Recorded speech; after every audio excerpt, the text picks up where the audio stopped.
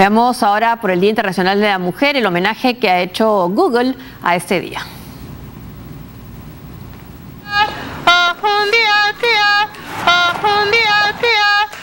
Hi. One day we will play in the major league. أكون أول رئيسة جمهورية لمصر. Saya akan membuat dan bermain dalam film action saya sendiri. Vou fazer uma viagem espacial e passear pelos anéis de Saturno. Я спрыгну с парашютом. Je visiterai le monde.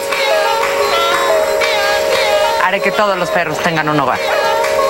Michael Jackson みたいなアーティストです。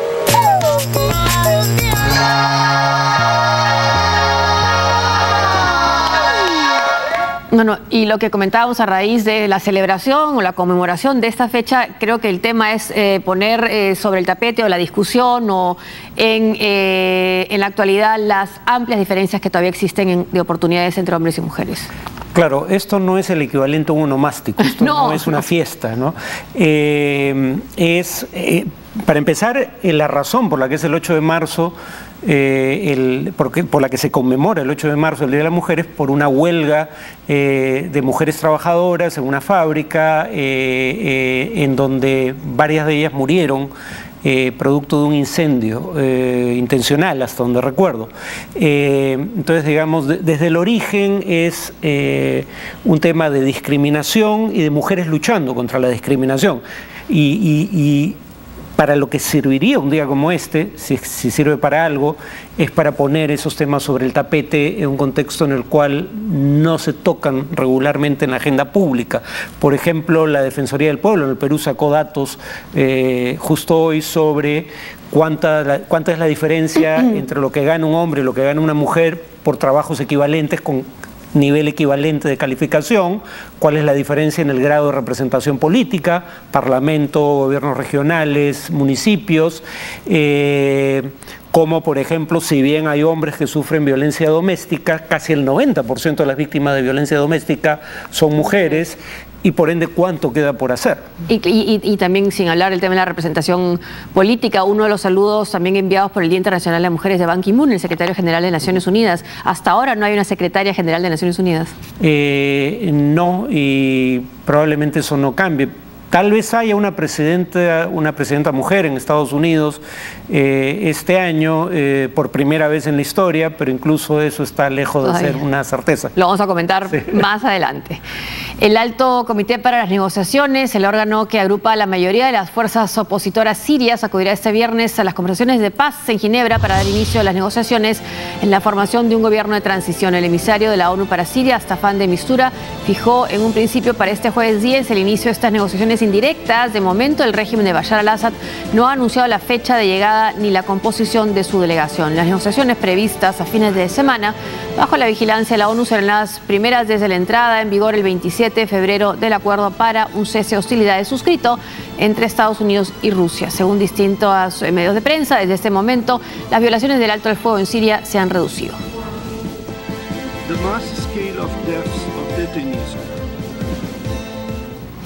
Hoja de Ruta 2016 es el nombre del documento que sustenta la Mesa de Unidad Democrática en Venezuela y que informa utilizará todos los mecanismos constitucionales para anticipar el fin del mandato del presidente Nicolás Maduro. Con una gran marcha nacional pacífica, la oposición venezolana, representada en la Mesa de la Unidad Democrática, dará comienzo a la hoja de ruta para impulsar el fin del régimen del presidente Nicolás Maduro. Así lo anunció en conferencia de prensa una de las figuras más prominentes de este bloque, Jesús Torrealba. Convocamos a todo el pueblo de Venezuela a movilizarnos para, primero, lograr la renuncia de Nicolás Maduro a la presidencia de la República. Chuo Torrealba precisó además que la movilización impulsará simultáneamente la activación de una serie de mecanismos como la enmienda constitucional que intentará a través de la Asamblea Nacional de mayoría opositora reducir el mandato presidencial y lograr elecciones este año. Aprobar una enmienda constitucional que sea votada y defendida por el pueblo para reducir el mandato presidencial y lograr elecciones presidenciales este año. Asimismo, el referéndum revocatorio, el cual puede ser activado una vez que Maduro, elegido en abril del 2013 para un periodo de 6 años, cumpla la mitad de su mandato, es decir, el mes que viene. Iniciar el proceso para el referendo revocatorio y para garantizar su convocatoria y realización eficiente, aprobar la ley de referendos con el objeto de impedir el bloqueo o retardo de ese mecanismo constitucional que es también un derecho ciudadano. Sin embargo, este camino no será sencillo para la oposición. Según analistas constitucionalistas, esta estrategia múltiple, como la enmienda y el referéndum, tendrá que ser revisados por el Tribunal Supremo de Justicia, organismo cuestionado por su parcialidad y que hace poco recortó los poderes del legislativo. Bueno, ya ha marcado la hoja de ruta la oposición en Venezuela, está unida con respecto a esta hoja, este documento que han presentado. Al parecer ya se han dado cuenta que esta idea de la coexistencia no estaba avanzando. No, hay un reporte de Stratfor, una agencia de inteligencia privada, que hay que tener presentes sus análisis, porque Stratfor lo que hace es, muchas veces cuando un analista de la CIA deja la central de inteligencia americana, es contratado por Stratfor y este BRIT trae consigo parte de la información a la que tuvo acceso siendo parte de la CIA, pero también algunos de los contactos o informantes. Y Stratfor alega que ya hay conversaciones entre un sector del Partido Socialista Unido de Venezuela, que incluiría militares en retiro y en actividad, y la oposición para ver alguna forma de transición. Y ahí, dicen, no se descarta la posibilidad de un golpe, dice Stratfor. Y habría que recordar que la oposición venezolana, por lo menos buena parte de ella, ya apoyó un intento de golpe fallido en el pasado. Y Chávez también es golpista, o era golpista. Y Chávez también era golpista, efectivamente. Pero lo que voy es a que no es una posibilidad que parezca cerrada, pero la idea es que sería algo conjunto con un sector del oficialismo, no únicamente la oposición, aunque obviamente las prioridades son los mecanismos que prevé la propia Constitución. Uno es el referendo revocatorio, que solo se puede convocar cumplida la mitad del mandato, pero ya estamos muy cerca, sí, ¿no? Abril. Sí, y la otra es modificar la Constitución para reducir el mandato presidencial de 6, si no me equivoco, sí, a 4 años.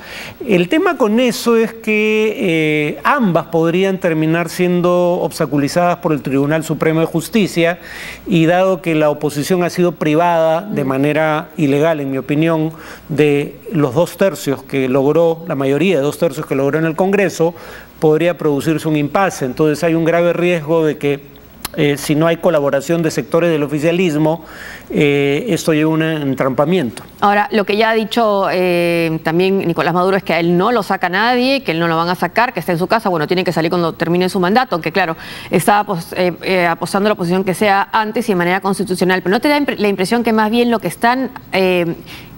quizás lo que está en juego sea el tema de las calles, ¿no? ¿Cuánto pueden movilizar? Lo que la oposición tiene a su favor en este momento es que ya hay movilizaciones por otras razones. Hay una entidad privada que estudia la conflictividad social en Venezuela, alega que en lo que va de este año, que no son ni siquiera 3 meses, menos de la cuarta parte del año, ya se han producido más de 700 movilizaciones de protesta en el país por deficientes servicios de luz o agua potable, por escasez o carestía de alimentos y medicinas, por inseguridad, como el tema que vamos a ver a continuación.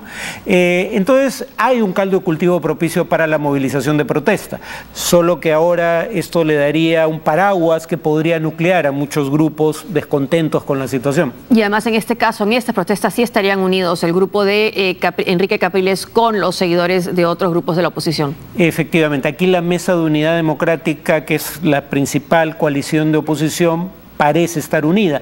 Ahora, el tema, sin embargo, es que cuando tú dices el mecanismo para la salida podría ser este o podría ser este otro, quiere decir que como no se han puesto del todo de acuerdo, dejan sus opciones abiertas. Sí, han juntado todo. Entonces, porque uno sigue la propuesta habiendo, Capriles, la procesión, claro, sigue por dentro. Sí, sí. Efectivos de la Guardia Nacional inspeccionan un socavón de oro en las minas Atenas en una apartada zona montañosa en la localidad de Tumeremo, situada en el estado Bolívar, al sur de Venezuela, donde el viernes pasado desaparecieron unos 28 mineros, quienes según testimonio de sus familiares habrían sido masacrados por grupos criminales. Este lunes el gobernador del estado Bolívar, Francisco Rangel, señaló que a la fecha no existían evidencias concretas de personas fallecidas en Tumeremo. Sin embargo, un médico del hospital, José Gregorio Hernández, que mantuvo su identidad en reserva, reveló a la BBC que el día de la masacre una cantidad considerable de hombres baleados, apuñalados y golpeados fueron atendidos de emergencia en el hospital.